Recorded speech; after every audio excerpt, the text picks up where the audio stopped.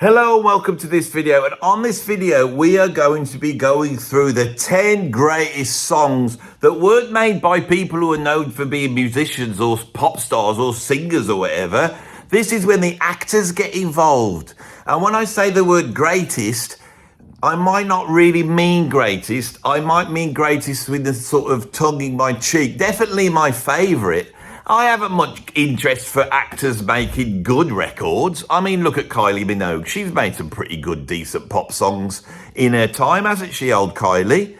And she started out on Neighbours as an actress. She was an actress, wasn't she? And then she did that I Should Be So Lucky, which is pretty horrible but catchy. And then before you know it, you Can't Get It Out of My Head, that song. Remember, that was a good one. And the one when she had the little shorts on, old Kylie. You know, everyone loves Kylie. But she's not going to be on this because this is the ones that I like. And I'm going to like these in a sort of postmodern, ironic way, if you understand where I'm coming from, okay? So actors. Now, actors, of course, we know that actors are wonderful people. We know this because they tell us all the time. They're a little bit like vegans in that regard. So actors, they have all these things like the Oscars and the Emmys, you know, and they all come out and they all tell each other how great they are, right? Acting's basically lying on camera. Anyone can act, right? I can't do brain surgery. If I was having to do that, if you put me in front of the brain and had a scalpel, you know, and some stuff, I wouldn't be able to do it, right? I wouldn't be able to do that. Or say doing something like operating a great big crane on a building site. I'd have to be shown how to do it and I wouldn't be very good. It's skilled. That's proper skill. Acting is not skillful. Anyone can act. I can't carry on like this. I cannot carry on coming and sitting here trying to put across these stupid videos. I mean, I just want to talk about proper music, real music. I don't want to come on and talk about the best songs by actors. It's not me. See, it is me. It is me. I was acting. Anyone can act, right? But they come out, and when they get old, right, and nobody wants to put them in films anymore, then they walk out, don't they? They all walk out.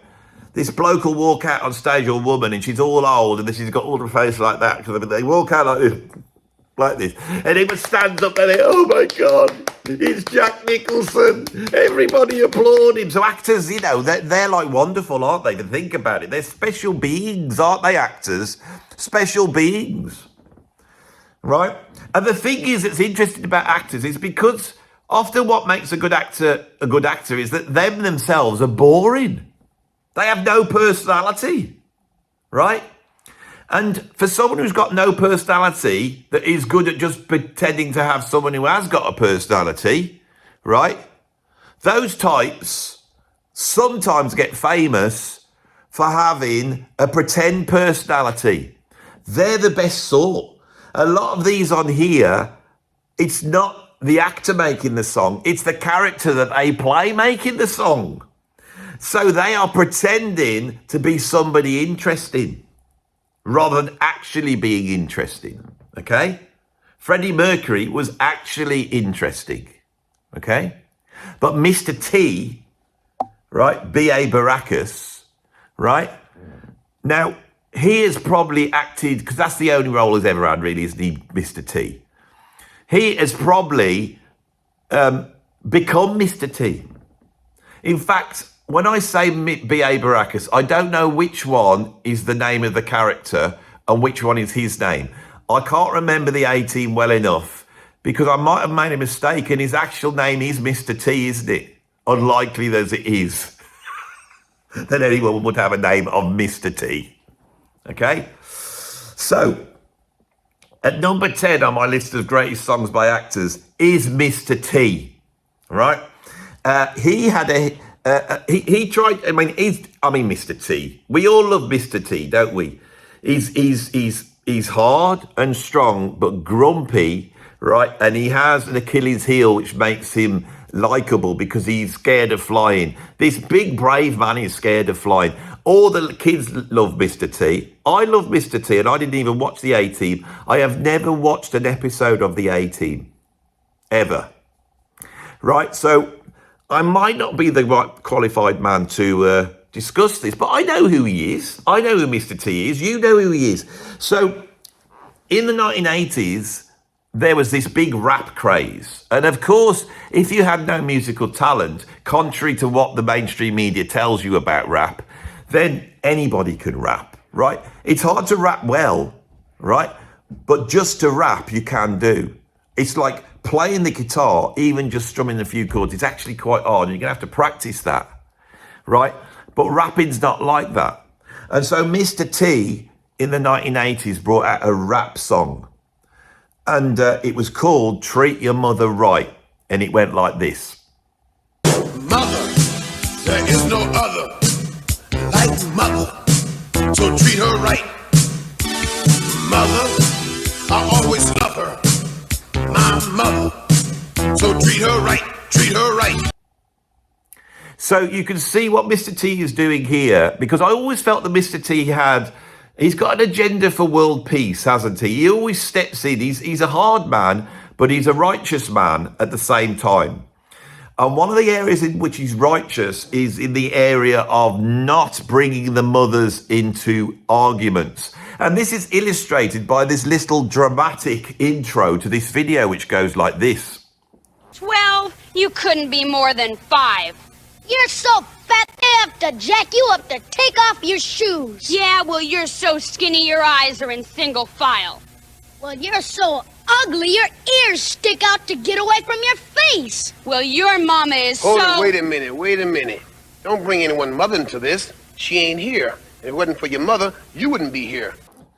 So, in these politically incorrect times, the little boy calling out that bigger girl for being, bigger, right? We might have called that out, and if Mr. T was around today, he might have brought out a rap calling something like "Don't call your sister fat" or something like that, or "Fatties have feelings too," something like that, to get across the idea that we shouldn't be having a go at the fat people. Funny though it might be, we shouldn't be doing it. I'm a bit portly and I'm trying to lose it as it is, so I don't want anyone calling me fat. I'm sure people will now call me fat now they know that I don't like it. And you are welcome to it because I'm lying. I don't really care at all. But if someone was to criticise my mom, that's out of order. Mr. T is entirely right. Keep the mothers out of it. Now, in terms of a chorus, this has to be truly awful. I'll remind you of it. It goes like this. Mother, there is no other like a mother. Right? When he says like a mother, when someone says a mother rather than your mother or my mother, we think they basically shortened the word mother. That one, mother. That one that I'm not going to say on here because I don't like it at all. Because that's the last thing you should be, effing, isn't it? Is a mother.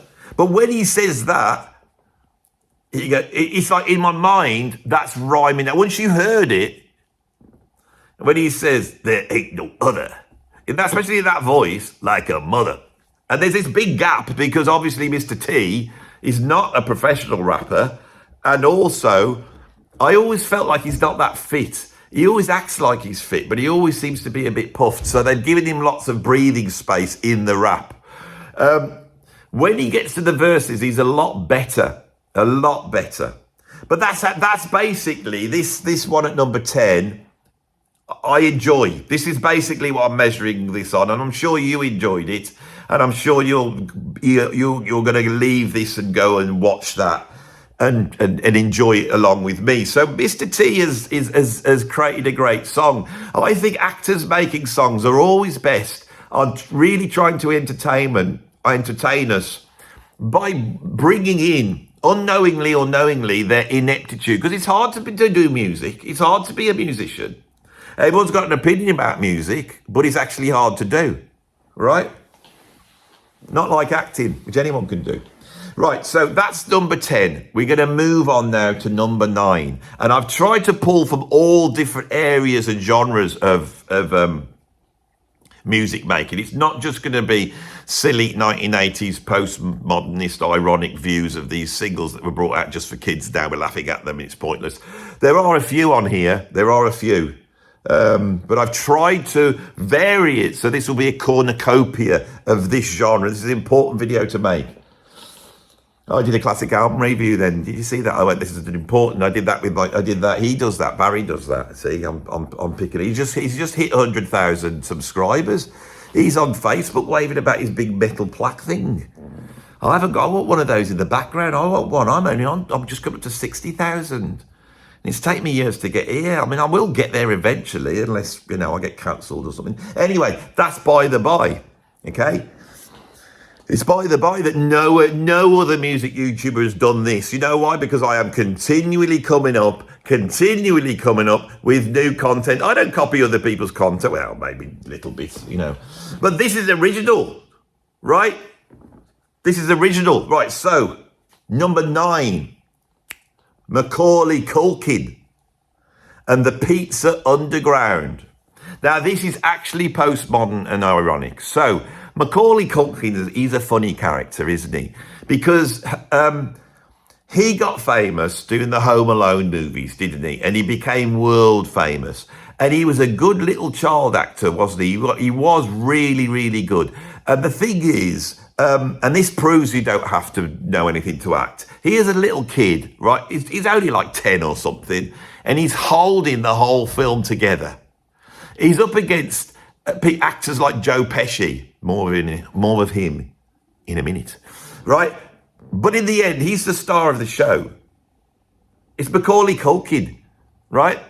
He holds it together, that film. I love Home Alone. I don't like the other one so much. I don't like the one that Trump's in.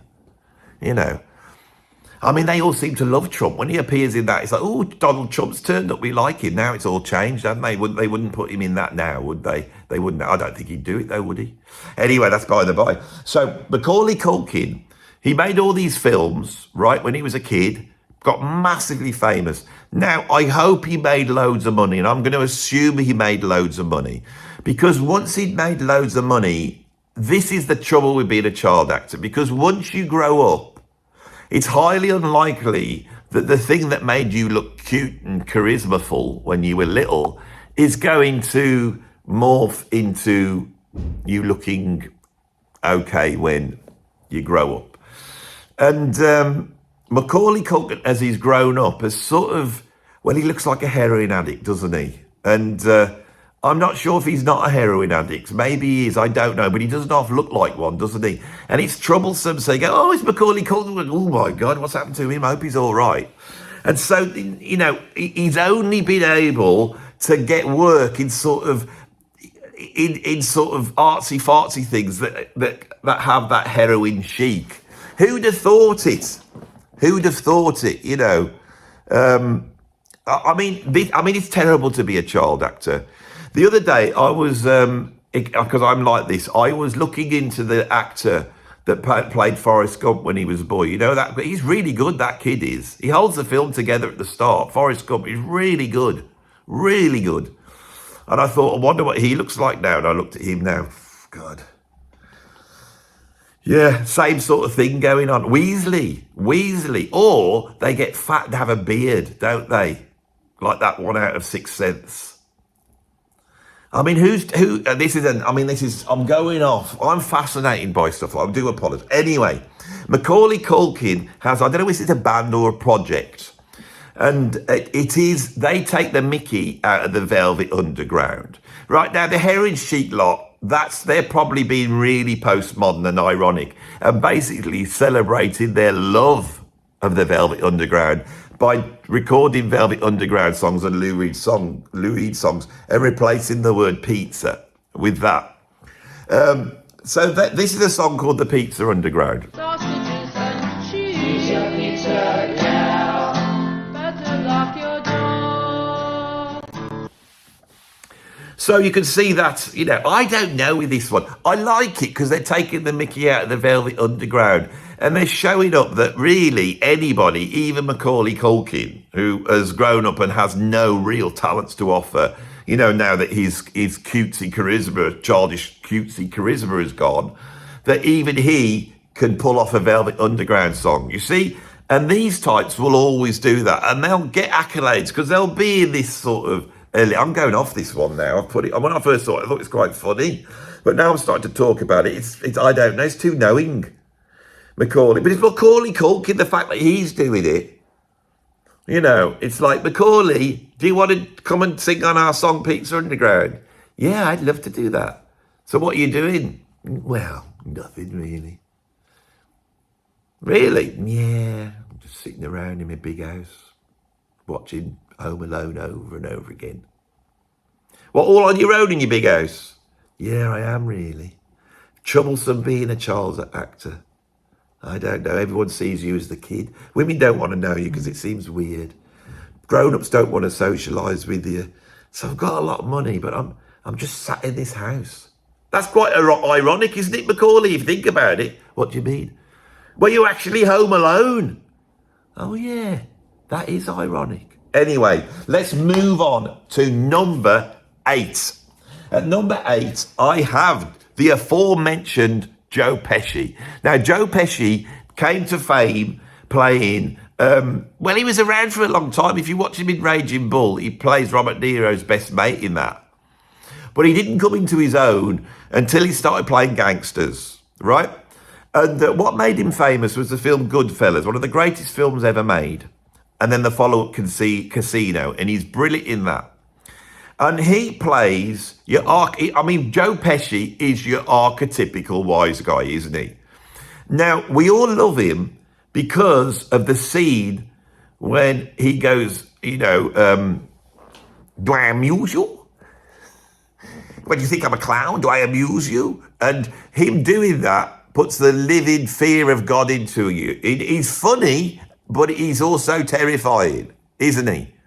And Pesci's brilliant at that, and that got him really famous. Only a little bloke, wig, you know, the whole thing, right? All brilliant. Love Joe Pesci. Now, Joe Pesci's a serious actor, right? He's worked with Martin Scorsese, and he's made films with Martin Scorsese. He's in Oliver Stone, he's in JFK, isn't he? He's got the eyebrows, hasn't he? He's in that one. And was it My Cousin Vinny, where he plays a sort of wise guy? Anyway, I think of Joe Pesci as a great actor. You know, he's there with Robert De Niro. I mean, as soon as they get back together, I mean, De Niro, I've gone off him now, really, you know. But that's by the by. They need to get Pesci. He needs to go around and see Robert De Niro and say, come on, stop being so grumpy and going on about Trump all the time, getting upset. Come on and make some films with me. Come on, let's make some proper gangster films. You know, and I'll get all angry, but be in a comic way, which is both funny and yet frightening at the same time. And Robert De Niro go, yeah, we could do that. Or whatever he would do. I'm not very good at impressions. I wish I was. Anyway, in the 1980s, Joe Pesci, like Mr. T, now I expect it from Mr. T, but not from Joe Pesci, he decides to make a rap. And guess what the rap's called? It's called Wise Guy. And it went like this. I heard their fathers had stocks and bonds, so I f***ed them up and left them floating in a pond. Custom-made clothes from head to toe. Catch Joe at the fight sitting in the first row. Everybody follows when I'm ready to go. No need to show off, they already know. I mean, Mr. T's is great. This is worse, which is why it's higher up, right? This one does not have the redeeming features of the Mr. T Treat Your Mother Right. It's just a cash-in. It's a cash-in, hoping that Joe Pesci would become some sort of rap superstar. Again, I don't know. I mean, it's like, now I'm looking at the ranking of this. It's like, there's a part of me that actually does like that Treat Your Mother Right chorus. Even though it's rubbish, there's something musically about it that I want to go back to. There's nothing here. And so in my mind, right in the list, I've put it above. But the logic of that doesn't carry on through the rest of the list, which I will now move on to, because Well, you got Joe Pesci, who is not a great musician, making a rubbish tune. You also have actors who are actually good musicians and can make a good tune. And the strangest of them all is Steven Seagal. Yes, him. Steven Seagal's an odd one, isn't he? He really is an odd one. I mean, he made a whole bunch of films. He's very successful. And he came out of that sort of post-Bruce Lee world of, post-martial arts film. You had Dolph Lundgren, didn't you? You had him. You had Jean-Claude Van Damme. You had him as well. Who else did you have at that time? You had a whole host of them, didn't you? You had Steven Seagal. He was one of them. And Steven Seagal, he was, I don't know, how would you personify him? But they all have film star looks, but he had a sort of, I don't know, 80s male stripper look about him, didn't he? Really. The ponytail, untrustworthy hairline. That's what I associate with Steven Seagal, all right? Now, Steven Seagal has got famous recently with videos of his guitar solos. Now, my God, has he got a weird technique, right? Plays with his thumb. Very strange, but he's actually, I like his guitar playing. I'm going to say, and this is serious. I like his guitar playing. And to me, it's evidence of a great musical mind. Now, Steven Seagal decided to make just a normal song, not cashing in on being Steven. He wasn't coming out and like fighting anybody or throwing them in ponds or anything, that sort of stuff he does. None of that. He just came out and did one of his songs, and I think he wrote it and he came up with it. Steven Seagal's got musical talent. The song is called "Girl, It's All Right," and it's a slight gentle reggae, and it's somewhere between Bob Marley and Jack Johnson, not the boxer. You might think it's the boxer because he's a fighter, but it's not that Jock Johnson.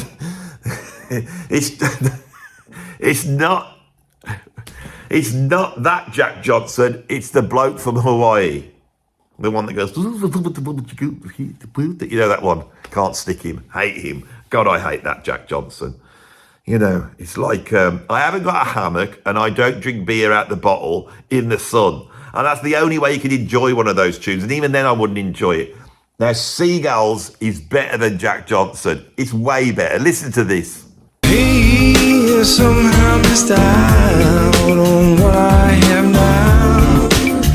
'Cause if a dream in this world ain't all that I'll ever need. But girl, it's alright by me. Girl, it's alright by me. Now that's a decent song. I enjoy. I mean, it's middle of the road. It's easy listening. Right, but it's better than Jack Johnson, but nobody's going to accept it, are they? Steven Seagal occupies a straight. We all know him, right? But we don't love him, do we? We don't love Steven Seagal, do we? Why is that? Is it because, I mean, you will know more about this than me because I'm not a massive knowledgeable person on martial arts, but I feel there's something about him. But he seems to be very good to me. I've seen people go up and sort of doubt him, and then he just kicks the living daylights out of them. Anyway, that's what I've got at number, whatever it is, 10, 9, 8. Number 7, Steven Seagal with "Girl, It's All Right." You see, you're getting all sorts so far. We've had a brilliant but rubbish rap song by Mr. T. We've had the heroin chic postmodern irony of Macaulay Culkin, and then we've had the terrible but terrible rapping of Joe Pesci, and now actually a decent song from "Girl, It's All Right." And number 1, all these things are going to be brought together, so don't leave. And I will use this point to say now, rather at the end, like and subscribe now. Subscribe right now. If you're not subscribed and you're watching it, this is what I do. So if you're not enjoying this, don't subscribe. But if you are, come on and subscribe, because Barry over at Classic Album Review, he's got one of them silver plaques, and I was pleased for him when I saw it on Facebook, him holding it up today. He's done a video. I don't want to even watch it. I don't want to watch it because it's just him celebrating. Of course, when I get my silver plaque, I'll probably have a week of videos coming out, but that's another thing, isn't it? So what have we got at number, whatever this is, 6, right? Now, I have Mean Mr. Mustard sung by Frankie Howard from the film Sgt. Pepper's Lonely Hearts Club Band that was made in 1978 and starred the Bee Gees and Peter Frampton. Peter Frampton.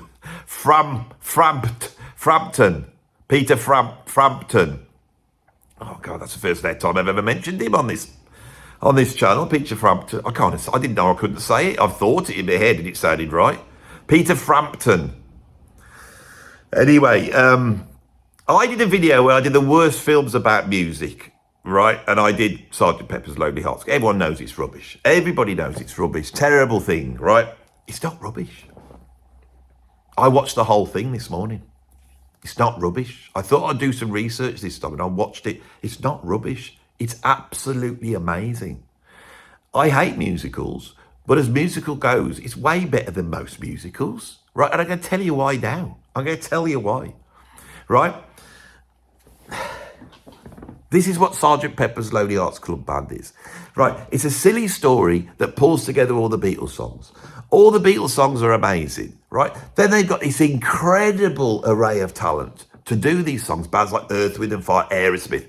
And they do great versions of these songs, but they also get actors to sing the songs. And the actors act their way through. Now, Frankie Howard, when he does Mean Mr. Mustard, which is a Beatles song, I believe it's in the medley off Abbey Road, isn't it? It's in that Golden Slumbers medley. Am I right there? I think that's where it is. Because this is a Beatles song I know very well, okay? So I've got nothing to judge it against, really. I'm sure I've heard it. I mean, I've played that medley from Abbey Road in a band once, but you know, you understand my brain. Anyway, that's by the by.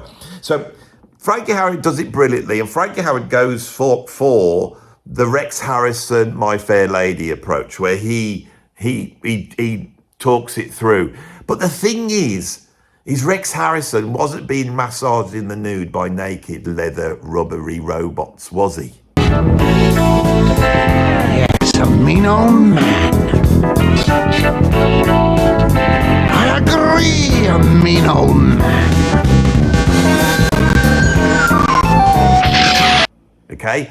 This is a whole thing unto itself. It's so strange and bizarre. I love Frankie Howard, and he delivers this brilliantly. So this is great. Well, you go, oh yeah, Andy, you found something great in a weird way. We know you like weird stuff.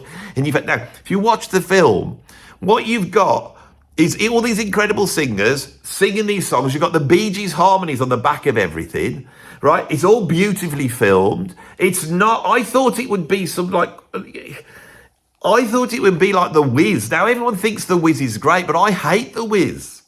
The Wiz is like, it seems like one of those, like, cocaine films, like, you know, like that, you know, the one by the YMCA people. Come on, Andy, pull it together. Village People made a tune, Can't Stop the Music, in 1980. And it's one of those that, you know, they're all having a good time on it. And that's what I think is a little bit like that, this film. But actually, it's quite coherent. And if you just sit back and let it all wash over you, there's loads of visual treats, but also loads of musical treats. Now, Mean Mr. Mustard, Frankie Howard's great. But the band that is playing on this film, it's got Bernard Purdie and Jeff Porcaro on drums. On keyboards, we have Max Middleton, David Page from Toto, and Francis Monkman, who died last year, I think, from Sky and a whole host of stuff. Wilbur Bascom, the fusion. I mean, it's basically a fusion band. You know, they got on guitar Jeff Beck, right? This is, it's like fusion musicians playing the Beatles. I'm sat there, and in the middle of this tune, right, I'm watching Mean Mr. Mustard, right? Because I was originally going to have when he sings When I'm 64 and say all the same stuff about Frank Howard and just make the point he delivers it well, and then give you the interesting fact that when he sings When I'm 64, Frankie Howard was 64. I like those type of facts, and some of you will too. And there's the nice facts on this video. But if you go and listen to it, Jazz Rock Fusion fans, go and listen to this soundtrack. Go watch the film. It's up on YouTube for free. Great high quality version. Go and watch it. And you will see, once you get past the sort of cheesy, weird, I like the cheesy, weird, trippy story. I like it. I think it's a good film. On Me, Mr. Mustard, I'm listening to it and I'm thinking, that's Jan Hammer, my favourite musician, because all the way through it, there's this insane Moog soloing going all over the place. So that's Jan Hammer.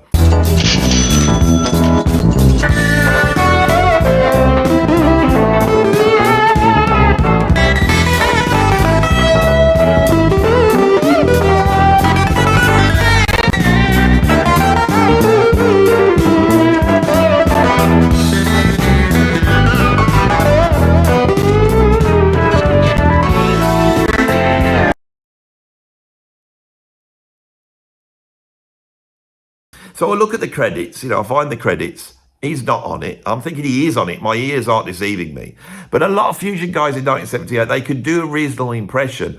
Doing the research I have, and this is why you come to this channel, is to find these sorts of things out. I'm pretty sure that it's the British keyboardist Francis Monkman, the guy that did the soundtrack to the Long Good Friday and played keyboards in Sky, and also is the keyboardist on one of the greatest progressive rock band albums of all time, War of the Worlds, I think he is. That's by Francis Monkman knowledge being pulled out of my head. I think he's doing the Moogle Moog solos, and they're amazing. And to hear proper jazz fusion on a Beatles song while Frankie Howard is being massaged by rubber robots and all untold weirdness, because this film, my God, it's like innocent being corrupted by sex. That's what this film's about. Donald Pleasant as the record industry guy, he's incredible. I couldn't recognise it was him. What an actor. Great actors, great musicians, a kicking band, great photography, a chaotic story, which is only there to be a vehicle for some of the greatest songs ever written. This is great. And Frankie Howard, there he is. I've put him forth. Right. Talking about narrated over songs, there's one guy who is one of the greatest men of all time, and he's coming in at number 5. He's one of the greatest men of all time. And I know, especially the progressive rock fans, you are going to love this guy, right? And that's William Shatner.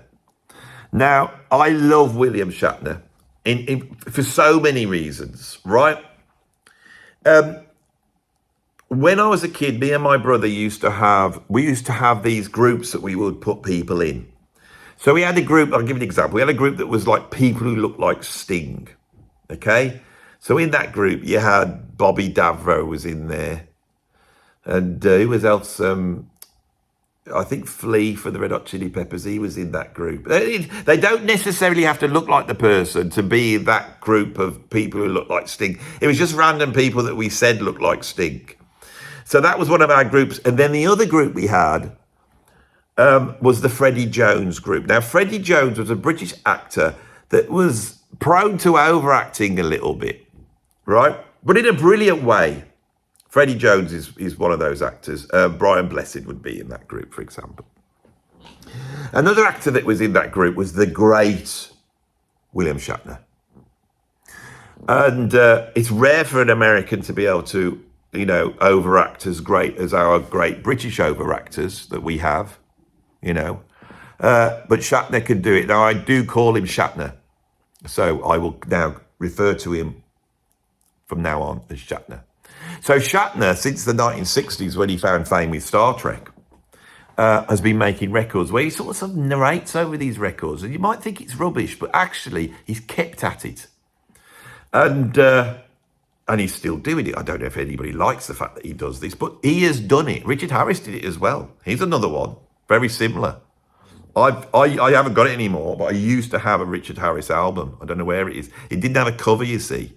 I wish I had it now, because I might have been able to refer to that and put a Richard Harris one. Did he do MacArthur Park, or was that Shatner? I'm getting all confused, because that's not what we're talking about here. A few years ago, Shatner made a progressive rock album, and a song came out of that, and I think the album might have been called This Is the Album. So I don't know much about it. And it was put together by Billy Sherwood, who's a proper progressive rock person, and he had a whole bunch of special proggy guests, like people like Steve Vai and people like that. And they all assembled, and they didn't just make a prog album for Shatner just to narrate over. They decided to take on the great subject matters that the progressive rock audience like. Sort of stuff I'll talk about here. Philosophy, the meaning of life, time travel. You know, all that stuff that the proggers like. I mean, some of you are proggers. Most of you are proggers, I think. You know what you like, astral planes, time traveling, dystopian futures, medieval knights of old. It's all that stuff you like. Alice in Wonderland, jesters walking around on chessboards, being accosted by a raven. You know, the sort of thing that progressive rockers like. Now, Shatner, he does it with taste on this tune, Pondering the Mystery. Pondering the mystery. The stiff neck of arrogance and the bent bow of humility. Pondering the mystery. Pondering the mystery. Peace in the world and the war of anxiety. And there he is out in the desert. He's out in the desert, Shatner. And he's probably, even back then when they made this, he was probably 90. He's got to be like 100 years old, right? And he doesn't look old. He looks like he's going to have a heart attack. That's what I don't understand with Shatner. I think all the time in space, because of that theory of relativity thingy, that's made him, even though he's a heart attack waiting to happen, he's a heart attack waiting to happen who's 100 years old. That's how I see Shatner. But as I've said it, I've realised that Captain Kirk is fictitious. And so he wasn't, that's a rubbish theory. He did go into space. He didn't like it, did he? He didn't like the void.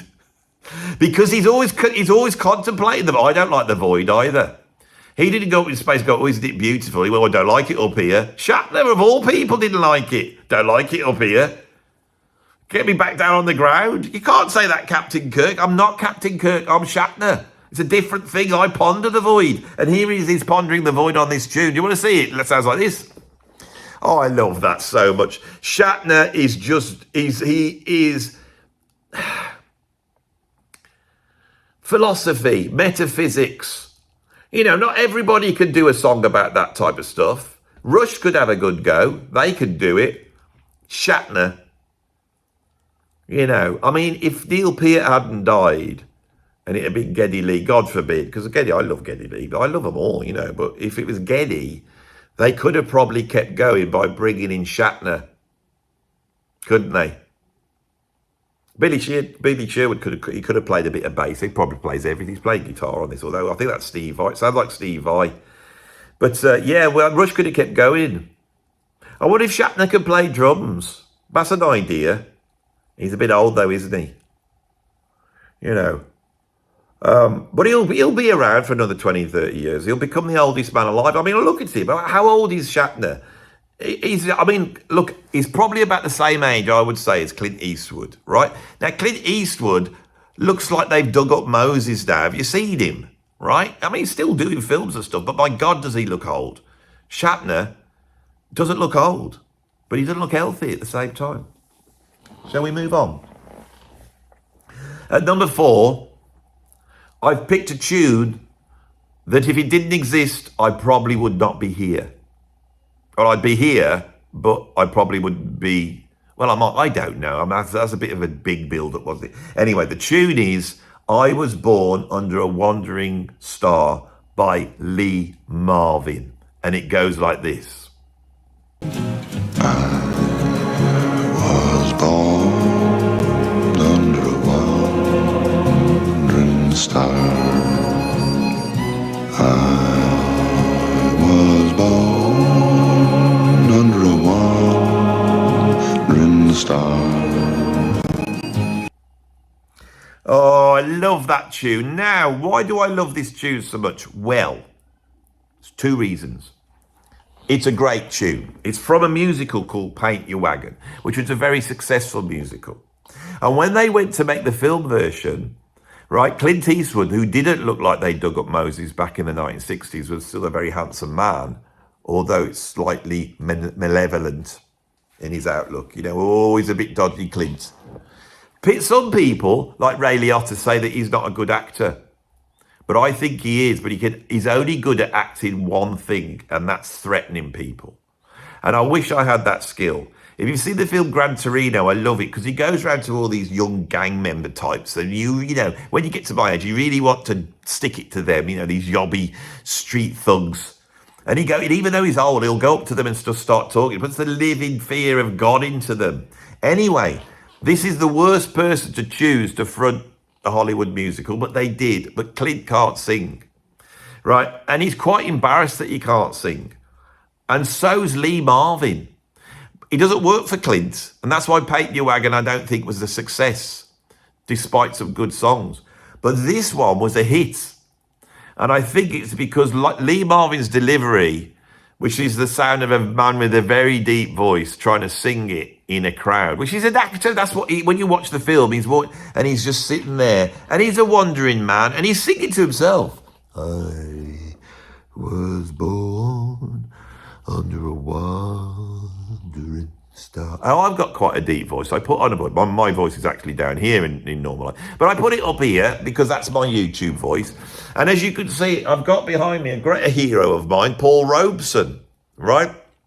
Now, recently, I did an interview with the guy that photographed the cover of My Goals Beyond. Go and check it out. He messaged me the other day, saw that. He said he was friends with Paul Robeson's grandchildren. Now, Paul Robeson was famous for having this very rich, mellifluous bass voice. And you don't hear those very often. His voice is incredible. Lee Marvin's is not that incredible, but it's deep. And I like a deep voice because if the world did move to liking deep voices, I could sing. Everyone goes, oh, you can't sing. The reason I can't sing is because the normal range in which you sing is hard for me to get up there. I'm right up high. But I can pitch perfect down here. I was born under a wandering star. That's my kit. That's my key. And no any of Lee Marvin's. He's right there. He's down there somewhere. Great song. Now that's the first reason why I like it, because it's a great song sung in a bass voice. So that's quite a rare thing. I appreciate stuff like that. But the other thing I like about it is that this was the first song I ever liked. This came out around the time I was born. And before I could speak, I started to sing. Of course I did. You know, man of my musical talents, that was bound to happen. And there was 3 songs I started to sing before I could talk that my mum told me that I liked. Now, the one was Aquarius. You know, I like that tune. But I don't, that's a good tune. That's a good tune, yeah. And so there's that one. And the other one was Two Little Boys by Rolf Harris. Now, there's 2 reasons why I don't want to go on about that. Firstly, is because Rolf Harris, loved by us all when we were younger, turned out to be a bit dodgy, didn't he? And he went to prison for doing dodgy stuff. And then when I had my proper beard and a lot more sort of effusive hair, people used to say I look like Rolf Harris. So I don't know if you've noticed, that has actually motivated me. And it's niggled down in the self-loathing, you know, that I pretend I haven't got. And I thought I can't look like Rolf Harris anymore. And so I've endeavoured to not look like him. And those accusations have gone away now. I hope. I haven't been shaving. I've been decorating and had paint all over my face. I've got paint on my shirt. Look, you see, that's paint. That is from decorating. Anyway, I'm just wandering on. Like him, wandering along like a wandering star through this video. But anyway, the 3rd song I loved as a kid was this, which is a strange one for a baby to sing, because I gravitated to the low voice. I must have had this liking from when I was very young. Shall we move on with that to the last 3? So, at number 3, I have got Party All the Time by Eddie Murphy. And that one goes like this.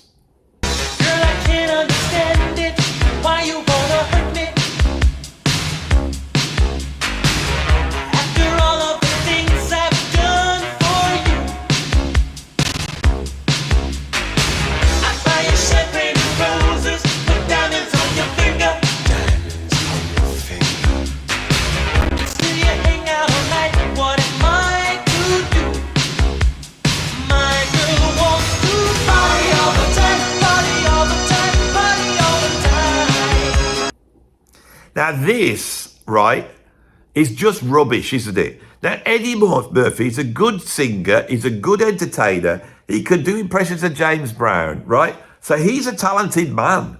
This is an example when it goes wrong, okay? So he goes up to his mate Rick James, right? You know that one that looked like a lamb in the video? You know the one with the lamb hair? You know that one? Rick James, the bloke who did the original Super Freak, the MC Hammer tune, You Can't Touch This is based upon. You know that Rick James. You know Rick James, the one that, like, you know, grabbed someone and tied them up in their in his basement and tortured them whilst on huge amounts of cocaine. That Rick James, and then died young because of all the drugs he'd done. But when in this video, Rick James is in control. You know, there's no semblance that he's going to go and torture anybody or do anything like that. He's in control, and you can see him, and he's saying, Eddie, get in there. So you got Rick James, who did Superbad. Now, if it's not Superbad, that's James Brown. I'm getting really confused now. It's Eddie Murphy that's done it. Rick James that did Super Freak. Now that's a weird song. I mean, anybody who listens, that's a big hit record, but when you listen to it, you think, Rick's not all there, is he? You know, I don't think he was quite there, Rick. Bit strange. Anyway, Eddie Murphy was friends with him, as been explained by Dave Chappelle. And we won't get into all that. Do we have to get into all that? You know. Anyway, I like Rick James. I think he's great, sort of post-P-funk. Anyway, my point is here with this one, Eddie Murphy, Rick James doing a funk track, early 80s. It should be a masterpiece. And it's just rubbish. Isn't it? It's rubbish. Rick let us down. Eddie Murphy let us down. It was sure it was a hit record, but it was a bit rubbish, wasn't it? Let's move on to number 2. And this was initially number 1. It's everything you want from a song made by an actor. It is, of course, David Hasselhoff with Hooked on a Feeling.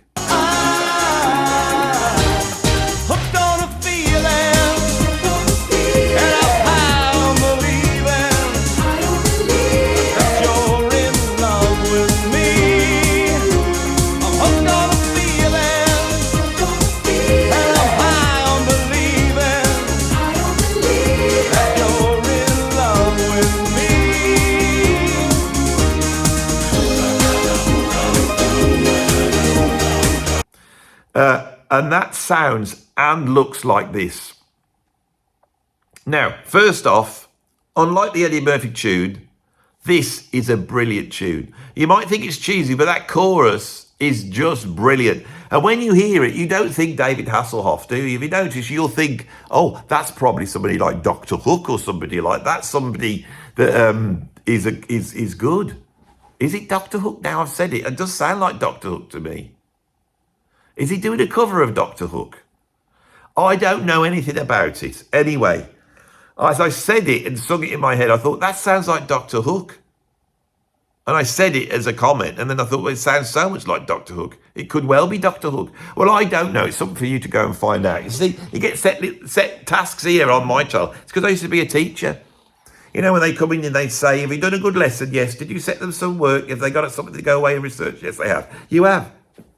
Who wrote Hooked on a Feeling? But David Hasselhoff is also a great singer. He's a good singer. And he was seen in Europe, in some sort of Germanic country where they have no taste, as being a great artist and a great singer. And Hasselhoff, or the Hoff, I call him David Hasselhoff. I don't shorten his name like Shatner.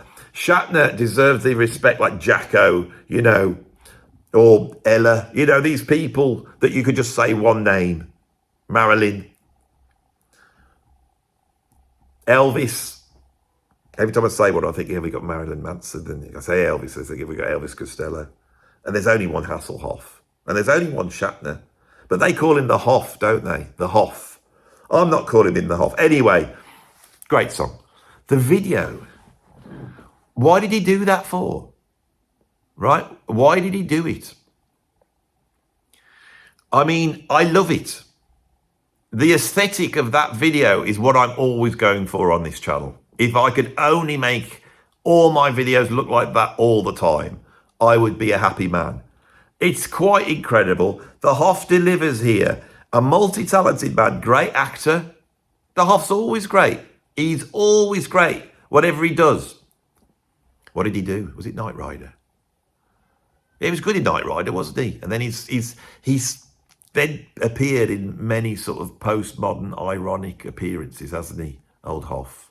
Now, that's how he makes his living being happy to take the mickey out of how ridiculous he was. But when you watch Knight Rider, he's not ridiculous. Anyway, I'm going off on a tangent here because you're all ready for number one, aren't you? Right, this is going to be serious. I'm afraid that this number one may not be known to the American audience, but I feel I need to educate you. In the greatest actor, stroke musician, stroke singer that ever walked the earth.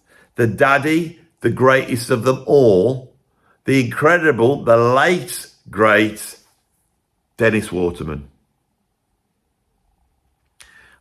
I absolutely love Dennis Waterman. And if I was to be religious, in the same way that certain people study, they worship and follow the example of John Coltrane as a musician, for me it would be Dennis Waterman. And why would that be? Because Dennis Waterman is just your average looking blondie ginger bloke, isn't he? He is, but he personifies, despite being like that, masculinity and sexuality. He's like a prowling panther of sex, Dennis Waterman is. Really is. And then when he gets with a lady, right? I hate to say this, but he could be a little bit handy with his fists. He went out with Rula Lenska, he got married to her. They were quite a famous couple, but he was given a bit of the old left hook, And when he was asked about it, he just said, well, that's what sometimes women needed. That he did a bit of a Sean Connery, which of course is not right, and I don't condone it. But straight away, you do have some sort of, well, that's a real man, isn't it? That's a proper, like Sean Connery. It's a proper man, isn't it? Oh, it's not. They shouldn't do things like that. You should go around hitting ladies. That's absolutely wrong. But there's a brutal, brutish animal force with Dennis Waterman. Now, Dennis Waterman here in the UK got famous for 2 series. He was in a cop show called The Sweeney, which was bloody great, really great. And then he topped it off with even a better show called Minder. And Minder was a show about this like flashy type, like spivvy type in the 1980s, played by George Cole, who'd become famous doing those sorts of roles in the Centurion films. George Cole was actually almost like the adopted son of Alistair Sim. But we're going into another channel. I have a film channel. If you like that stuff, go over there. It's called The Magic Box, and the link's down below. But we'll stay on this for now. So he plays this sort of ex-criminal boxer, and he comes out of prison and he gets taken on as the minder for this spivvy type, and they get into all sorts of adventures. Now, when he got the Sweeney, he didn't have enough power in the industry to write and sing the theme tune. But when Minder came along, he had some saying power. I think he must have gone and said, I want to do the theme. I'm going to write and sing the theme tune. And now you can't do that, Dennis. You're just an actor. Actors can't do that. He goes, I can. You can't, Dennis. I can, and I will. Now, in a later, more confused time, we had a TV show called Little Britain. And they tried to diminish Dennis Waterman by literally making him small and having an masculine voice and come in and go, I want to write the theme tune, sing the theme tune, and all that rubbish. Belittling Dennis. And it's not right. So, I'm here to put it straight. That the greatest actor, musician, singer, the full package was Dennis Waterman. And you could add into that testosterone. You know what I'm saying? A real man. The sort of thing that's been belittled by modern feminism. That's what Dennis Waterman represents. A relic of a bygone era. A bloke who could handle himself. Ex-boxer. I know this is not real, but this is the way I see it. So, he did this song. Now, I love this song so much, I'm not going to play you the video. I have done my own rendition of this song, okay? Now, in researching this, I found an excellent group online who are called Minding Minder. right? A minding minder, they mind, in other words, look after, the Minder archive. And I went down to their they've got a huge warehouse down south in the Sound of Bow Bells. You can go down into their warehouse and there's a huge archive of Minder material, all sorts of things. They've got George Cole's coat, all sorts of stuff down there, right? You know, they've got one of the seats from from his Jag. And they took me over to a cupboard where they own the late, great Dennis Waterman's compositions. Now, apparently, when he wrote the theme to Minder, which is called I Could Be So Good For You, right? And it's a song about how he's met this woman, but they can't get together. But if they were to get together, he would be so good for you. And he blurs the line of why he would be good. He could be good for you because they're a good match. Or it could be good. It could be that his animal testosterone will come into play, let us say. But what's interesting is when he originally wrote it, there was a middle section. And I was quite surprised to hear the middle section. So I talked to the Minding Minder people and said, can you give me the music to this? And I will reinstate it as the middle section. Rather than that rubbish A minor, E minor thing that they got him to do. That wasn't very good. I've put this back and I've learnt it and I'm going to play it now and you're going to hear it. And then after that, I'm going to do a cosmic jazz rock fusion improvisation on my love of Dennis Waterman. Of course, like Shatner, I have reduced down just to just Waterman. Of course, we are 100% water. Any scientist will tell you this. If you get a human, a man, and you look at them, they're 100% water. So when you say Waterman, and you look at Dennis's surname, Waterman, it's basically taking us back to our oceanic roots. It goes right back to prehistory. And the religious cult I follow, the Waterman cult, is basically takes you back to that time. And it involves lots of meditations in the bath. But this is our theme song. If you want to join my cult, of course, you need to like and subscribe to my channel to get some more wisdom about Dennis, the late, great Dennis. I was upset when he died a couple of years back. He went too young, but they do, don't they, the greats? So anyway, here it is. I hope you enjoy this. This might not be what you expected to be watching today, let us say. Thank you. Subscribe, like, join the Patreon, PayPal tip jar, links down below, become a member, all those sorts of things. But for now, sit back and enjoy the incredible music and compositions of Waterman.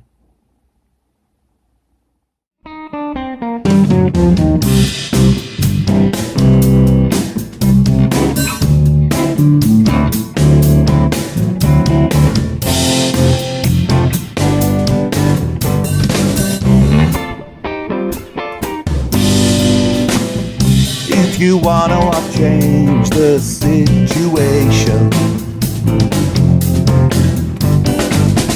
right people, right time, but the wrong location. I got a good idea. Just you keep me near. I'll be so good for you. I could be so good for you. I love you like you want me to. Love me like you want me to. I'll do anything for you. I'll be so good for you.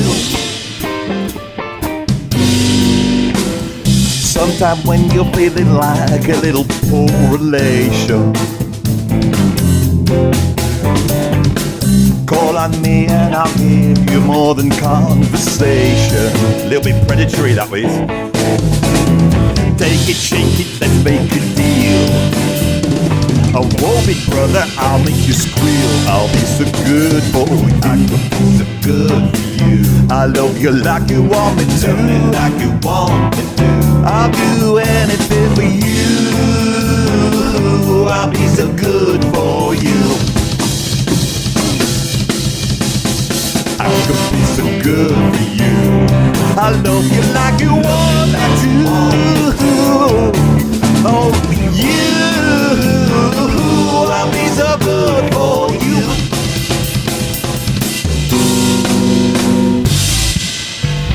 here's the secret bits that Dennis Waterman wrote that never made the actual TV show. Sit back and enjoy this.